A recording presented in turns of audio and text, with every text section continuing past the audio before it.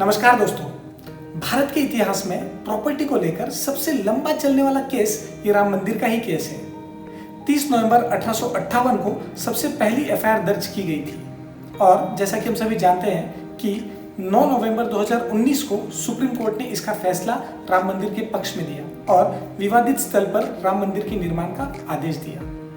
दोस्तों, 5 अगस्त 2020 ये तारीख निर्धारित की गई राम मंदिर के भूमि पूजन के लिए और इसका भूमि पूजन माननीय प्रधानमंत्री नरेंद्र मोदी के हस्ते होना है। सबसे खास बात यह है कि जमीन से 2000 फीट नीचे यानी लगभग 2 किलोमीटर नीचे एक टाइम कैप्सूल रखी जाएगी। इस वीडियो में हम बात करेंगे टाइम कैप्सूल्स के बारे में कि क्या होती है टाइम कैप्सूल, टाइम कैप्सूल का क्या महत्व है, आने वाली पीढ़ी को इससे क्या लाभ होगा और भारत में इससे पहले कौन सी टाइम कैप्सूल्स रखी गई हैं। तो अगर आपको ये वीडियो अच्छा लगता है तो कृपया करके इसे लाइक, सब्सक्राइब और शेयर करना ना भूलें।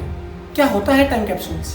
टाइम कैप्सूल जनरली कंटेनर होते हैं जो लोहे के बने होते हैं, जो किसी भी टेम्परेचर और मौसम का सामना कर सकते हैं। टाइम कैप्सूल को जमीन के काफ़ी अंदर दफना दिया जाता है और ये कभी सड़ते और गलता भी नहीं। दोस्तों, टाइम कैप्सूल्स का इस्तेमाल इस जनरेशन की कोई इंफॉर्मेशन, डॉक्यूमेंट्स को अगले जनरेशन को पहुंचाने के लिए किया जाता है। भविष्य में अगर पृथ्वी पर कोई भी मुसीबत आ जाती है तो यह सभी जानकारी अगली पीढ़ी तक पहुंचाने के लिए टाइम कैप्सूल्स का इस्तेमाल किया जाता है। टाइम कैप्सूल्स में जनरली महत्वपूर्ण डेटा स्टोर किया जाता है, जैसे कि कोई कंट्री का नक्शा या फिर कॉइन्स या फिर कोई चित्र या अलग अलग प्रकार की सांस्कृतिक चीज़ें जो कि अगली पीढ़ी को भविष्य में काम आ सके। इसमें रिसर्च आर्टिकल्स भी शामिल होते हैं। अगर हम इतिहास देखें तो हड़प्पन सिविलाइजेशन, हमारे पूर्वजों का सिविलाइजेशन, ये सभी चीज़ों की जानकारी हमें खुदाई करने के बाद ही मिली है। हम जानते हैं कि साइंस एंड टेक्नोलॉजी ने इतना प्रोग्रेस कर लिया है कि पेन ड्राइव्स, हार्ड डिस्क, ये सभी चीज़ों में डेटा स्टोर करके रखा जा सकता है, मगर कुछ ऐसी चीज़ चाहिए जिस पर एटॉमिक वेपन्स का कोई भी असर ना हो सके। इसीलिए टाइम कैप्सूल्स का इस्तेमाल किया जाता है।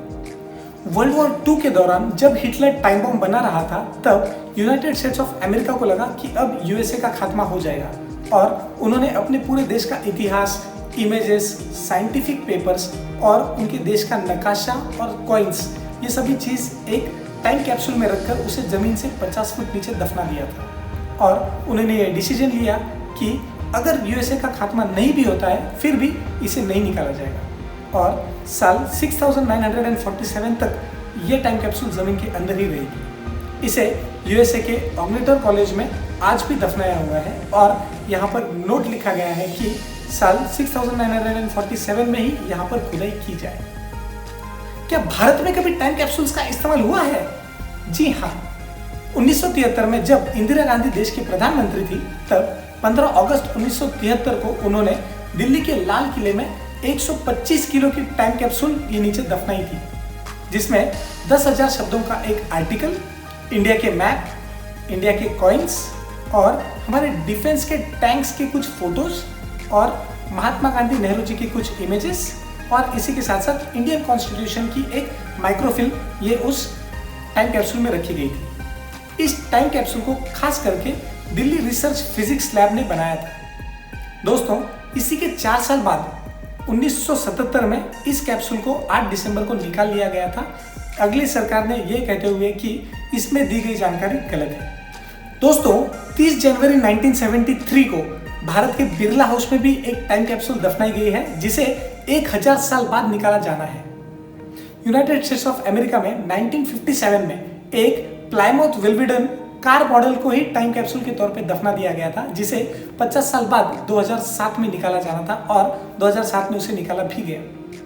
दोस्तों, सबसे दिलचस्प चीज स्टीव जॉब्स यानी एप्पल के फाउंडर, इन्होंने भी एक 3 मीटर लंबी टाइम कैप्सूल इसे जमीन के अंदर दफनाया गया था, जिसमें उन्होंने कंप्यूटर के कुछ पार्ट्स, माउस वगैरह चीजें रखी गई थी और इसे साल 2000 में जमीन से निकाला जाना था, मगर लैंडस्लाइडिंग और लैंड शिफ्टिंग की वजह से इसकी पोजीशन जमीन में हिल चुकी थी और साल 2013 में इसे पाया गया। तब स्टीव जॉब्स नहीं थे। स्टीव जॉब्स ये 2011 में एक्सपायर हो गए, मगर इस टाइम कैप्सूल को 2013 में निकाला गया और सभी सामान वैसा का वैसा ही बरामद हुआ। 6 मार्च 2010 को आईआईटी कानपुर में पूर्व राष्ट्रपति प्रतिभाताई पाटिल के हाथ से भी एक टाइम कैप्सूल दफनाया गया था। आईआईटी कानपुर के 100 साल पूरे होने की खुशी में इस टाइम कैप्सूल को वहां पर दफनाया गया था और मॉडर्न टेक्नोलॉजी के सामान उस कैप्सूल में रखे गए थे, जैसे कि एक लैंडलाइन फ़ोन, एक स्मार्टफोन, एक स्टॉप वॉच और कुछ वीसीआर, मदरबोर्ड और कंप्यूटर की हार्ड डिस्क। ये सभी चीज़ें उस टाइम कैप्सूल में रखी गई थी। 5 अगस्त के दिन राम मंदिर की भूमि पूजन के साथ ही इस टाइम कैप्सूल को जमीन से 2000 मीटर अंदर रख दिया जाएगा। आने वाली जनरेशन्स को हिंदू धर्म और राम मंदिर के इतिहास के बारे में मालूम होना चाहिए, इसी वजह से यह टाइम कैप्सूल रखी जाएगी और आने वाले समय में किसी प्रकार का कोई डिस्प्यूट या कंफ्यूजन ना हो। अंत में मैं आपको बताना चाहता हूं कि अगले जनरेशन्स के लिए ये डेटा स्टोर करने का काम ये सिर्फ जमीन के नीचे नहीं हो रहा, इसे स्पेस में भी पहुंचाया गया है। लूनार लाइब्रेरी के बारे में आपने सुना ही होगा, जहां पर 30 मिलियन पेजेस को एक नैनो डिवाइस में कन्वर्ट करके रखा गया है, जिसमें विकिपीडिया का पूरा ऑफलाइन वर्जन भी अवेलेबल है। इस डिवाइस को स्पेस में, मून में, लूनार पर रखा है और इसे लूनार लाइब्रेरी का नाम दिया है।